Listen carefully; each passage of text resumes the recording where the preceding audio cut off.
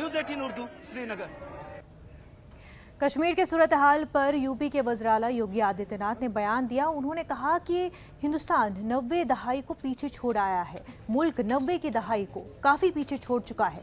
मरकज़ में मजबूत सरकार है। जो लोग आम शहरियों को निशाना बना रहे हैं, उनको उसका खामियाजा भुगतना पड़ेगा।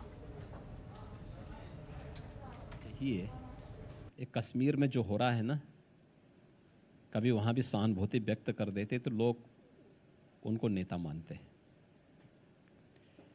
आपको लगता नहीं कश्मीर में क्या हो रहा है?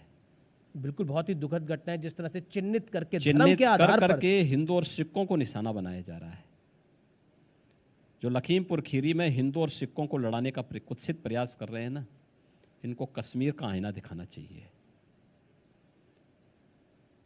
वहां पर इनको तालिबान के कृत्यों का आईना दिखाना चाहिए। और प्रदेश के अंदर लखीमपुर खीरी के मुद्दे का राजनीतिकरण कौन कर रहे हैं?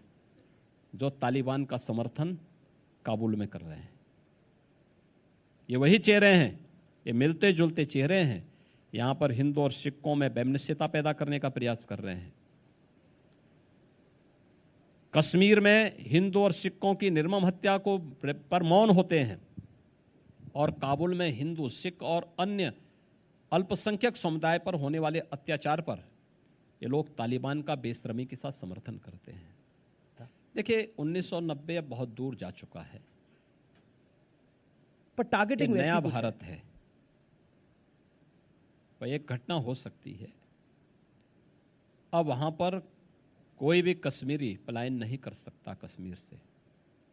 आज भारत के अंदर एक मजबूत सरकार है, मोदी जी के नेतृत्व में, माननीय गृह मंत्री जी के नेतृत्व में।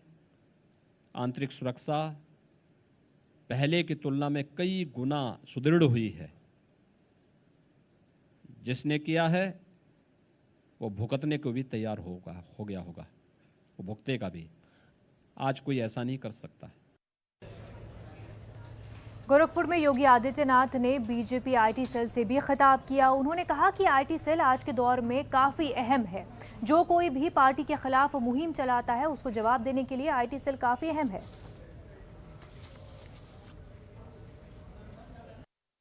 दुनिया के सबसे बड़े राजनीतिक दल भारतीय जनता पार्टी के साथ जुड़े होने के नाते आपकी कुछ जिम्मेदारी भी है। जिम्मेदारी ये कि डिजिटल मीडिया के प्लेटफॉर्म को आपके खिलाफ जो दुरुपयोग किया जाता है, उन लोगों के द्वारा किया जाता है जिनकी उपस्थिति ग्राउंड जीरो पर एकदम जीरो है। जमीन पर जिन लोगों की उपस्थिति एकदम जीरो है, लेकिन सोशल मीडिया के माध्यम से, डिजिटल मीडिया के माध्यम से वे लोग जिस तरीके से प्रभावी होकर के हमले करते हैं, जिस तरीके से आपकी अच्छे कार्यों में भी आपको पूरी तरीके से घेरने का प्रयास करते हैं, उन सभी लोगों का जवाब देने के लिए भी हमारे पास एक उचित प्रशिक्षण होना चाहिए।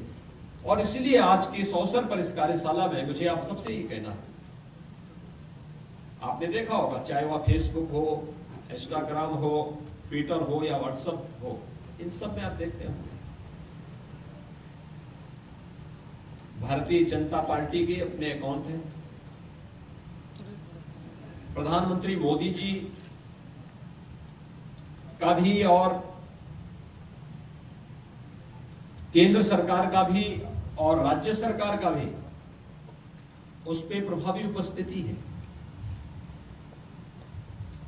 अगर हम थोड़ी भी उसको